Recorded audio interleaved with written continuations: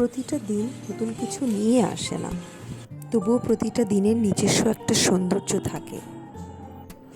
আজকের সকালটাও শুরু হলো খুব সাধারণভাবে।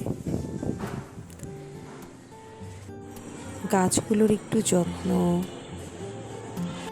রান্নাঘরের ছোট্ট ব্যস্ততা আর ঘরের পরিচিত ছন্দ। এরপর দিনের সবচেয়ে সুন্দর সময়, ছোট্ট মানুষটার সঙ্গে কিছু মুহূর্ত, ওর হাসি, ওর দুষ্টুমি, আর প্রতিদিন একটু একটু করে বড় হয়ে ওঠা, এসবই আমাদের দিনের সবচেয়ে বড় আনন্দ।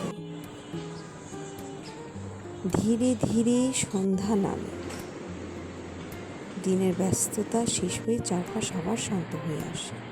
রাতের আকাশের দিকে তাকিয়ে মনে হয় আরেকটা সাধারণ দিনও কত সুন্দর স্মৃতি দিয়ে ভরে গেল।